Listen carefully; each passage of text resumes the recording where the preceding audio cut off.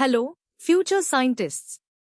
Welcome to an exciting journey into the heart of chemical reactions.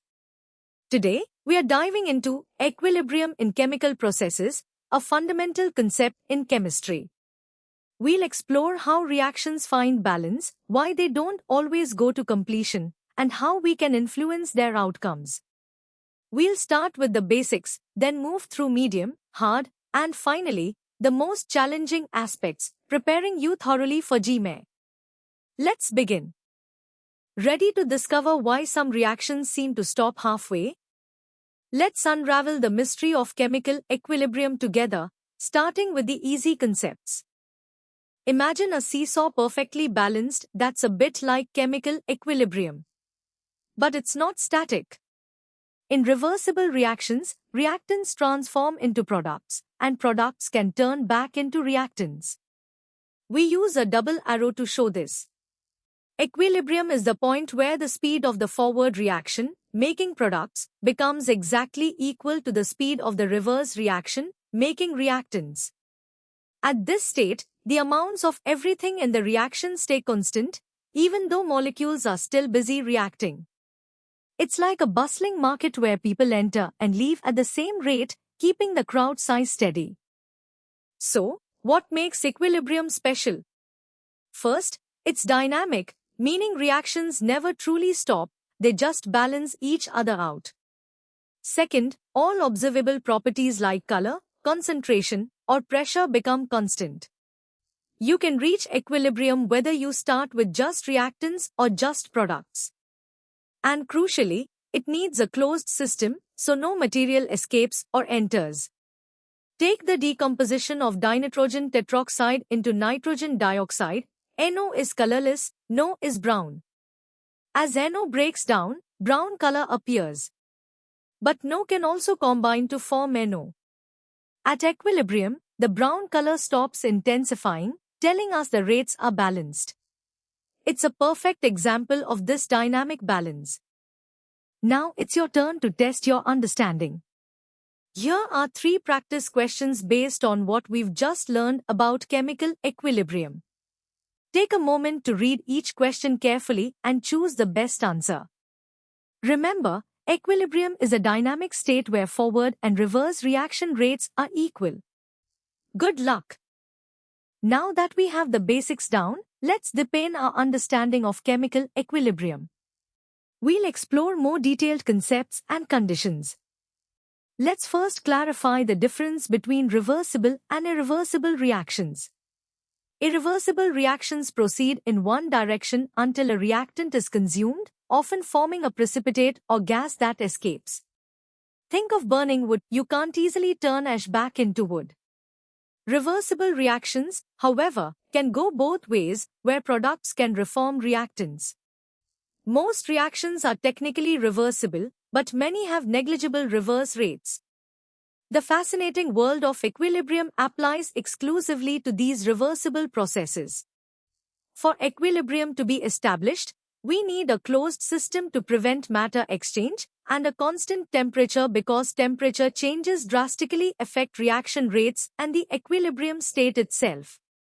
It also takes time for the system to settle into this balanced state. The dynamic nature of equilibrium is key. Imagine a perfectly balanced tug-of-war where both teams are pulling with equal force. The rope isn't moving, but the effort is continuous. Similarly, at equilibrium, molecules are constantly reacting in both directions, but the net change in concentration of any substance is zero. This isn't a static stop, but a continuous, balanced activity at the molecular level.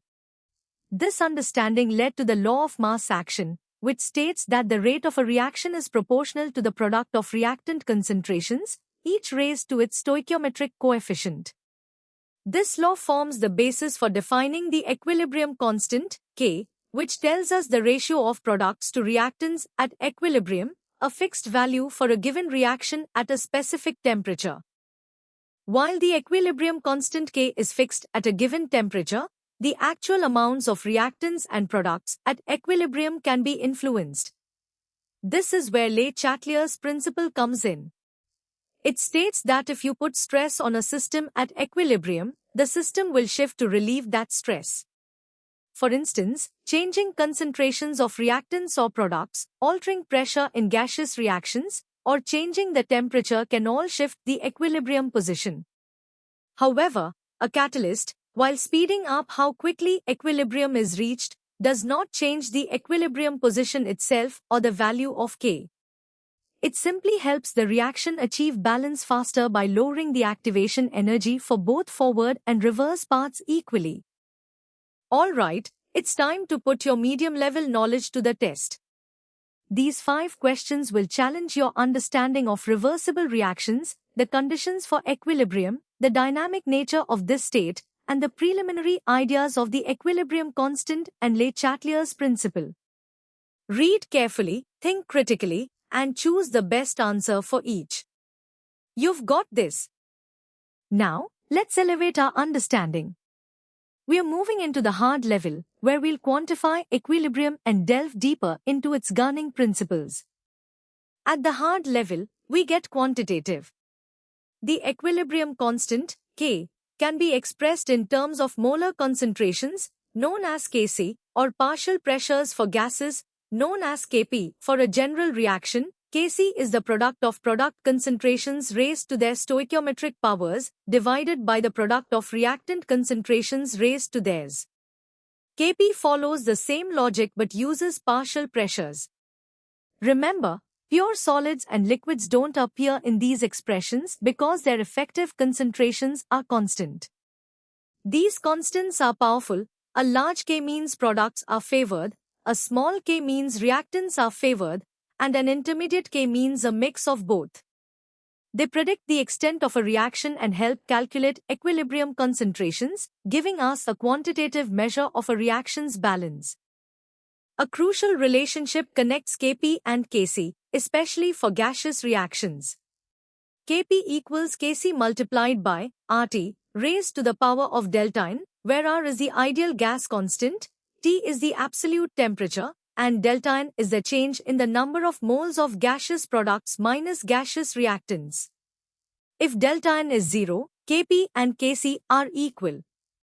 This equation is vital for interconverting between these two forms of the equilibrium constant. Next, the reaction quotient, Q, is calculated just like K, but uses non-equilibrium concentrations. By comparing Q to K, we can predict the direction a reaction will shift to reach equilibrium. If Q is less than K, it shifts forward. If Q is greater than K, it shifts backward. And if Q equals K, the system is already at equilibrium.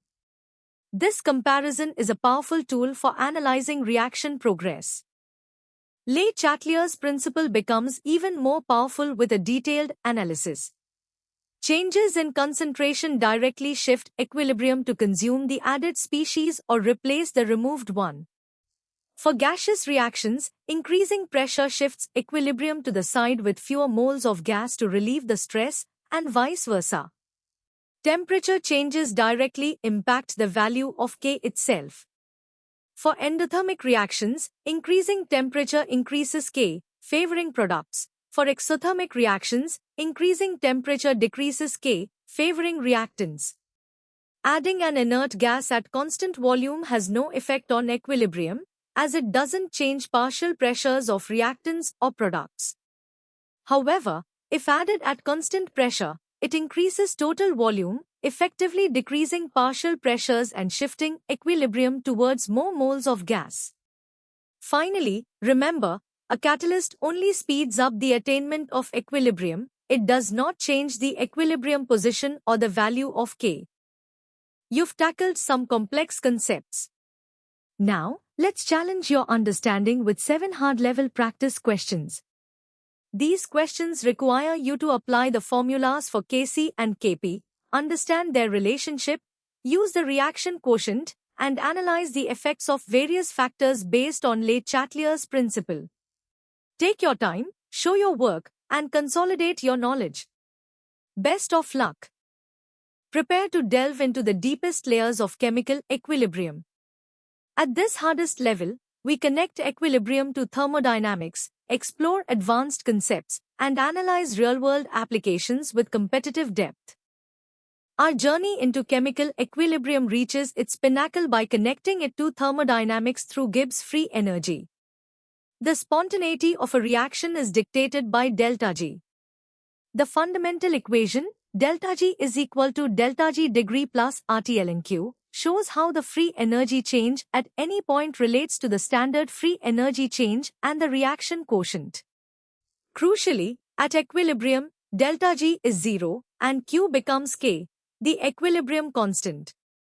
This leads to the profound relationship delta G degree is equal to RT ln K. This equation is a cornerstone, linking the thermodynamic favorability of a reaction, delta G degree, to its equilibrium position, K. It allows us to predict the extent of a reaction based on thermodynamic data. Furthermore, the Van 't Hoff equation quantifies the temperature dependence of K, telling us exactly how K changes with temperature based on the reaction's enthalpy change, which is vital for industrial process optimization. From an engineering perspective, catalysts are indispensable.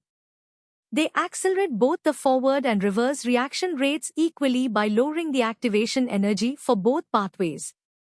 Since K is the ratio of these rate constants, K remains unchanged. Catalysts don't shift equilibrium, they just get you there faster, which is critical for industrial efficiency. Consider the Haber process for ammonia synthesis, N plus 3H2NH, an exothermic reaction. To maximize yield, Le Chatelier's principle suggests low temperature and high pressure. However, low temperature means a slow reaction.